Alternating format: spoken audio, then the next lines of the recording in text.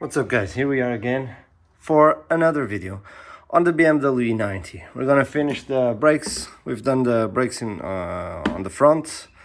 Now we're gonna do the brakes in the back. So I have brand new Zimmermann rotors slitted. I have brand new Zimmermann brake pads as well. Actually, if I would go back, maybe I would get the Ferrodo brake pads. They are the best performance ones, but I'm sure Zimmermann's are also not too bad.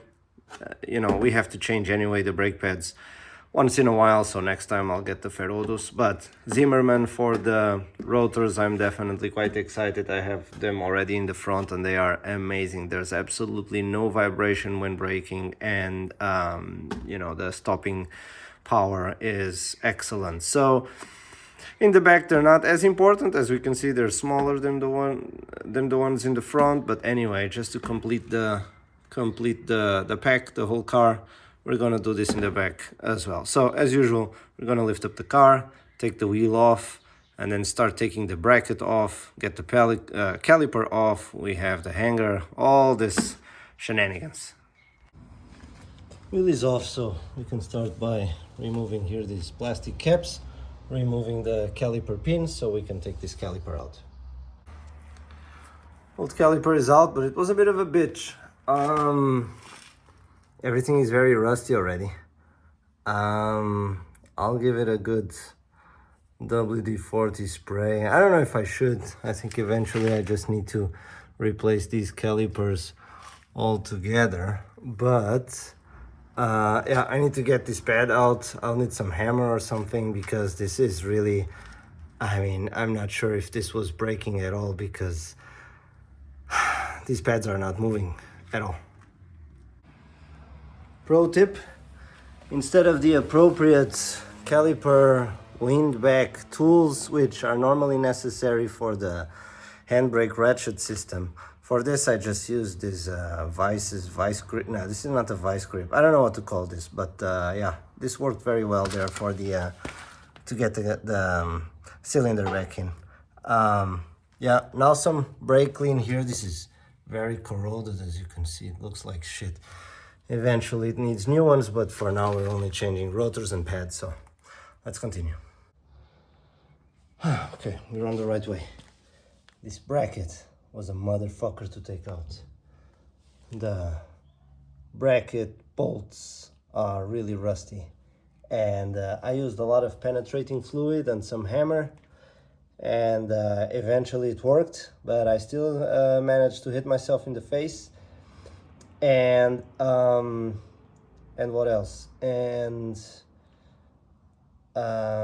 yeah, I would say if you have a blowtorch, probably a good idea to use it. But yeah, it's out. This bolt also came out easily, thank God. So now we're ready to take this out. Rotor came out very easily, and this actually looks quite clean. I'll anyway pass here with a wire brush. Use some brake cleaner, and then just a little bit of ceramic paste. Not too much. I have bad experience with ceramic paste now.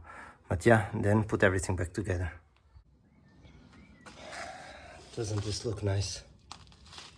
It's beautiful. Beautiful. I hope it fits. Okay, bracket is in.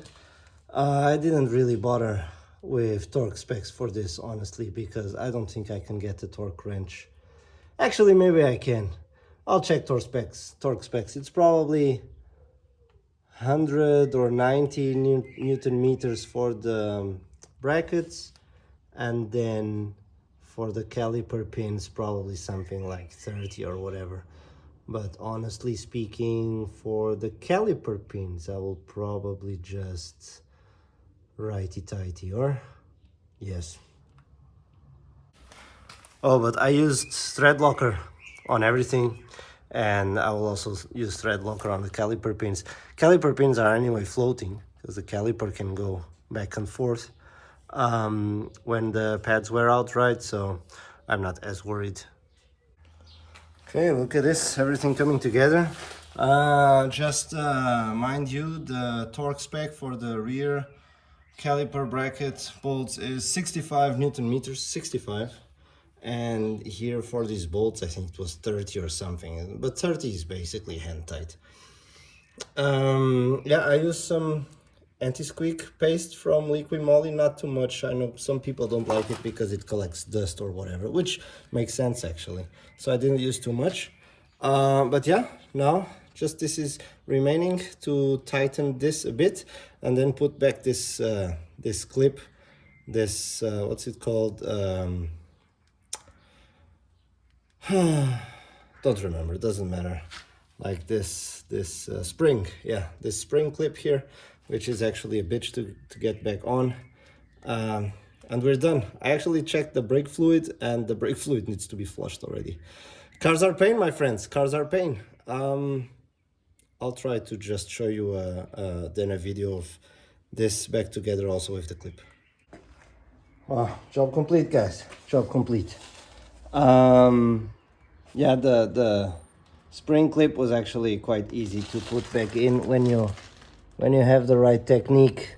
It's easy, and I don't think this is coming out anytime soon. So we're all done. Just put the wheel back on. That's the last thing, or the only thing missing, and I'm ready to go. I'm ready to do the same on the right side, and I'm not looking forward to it.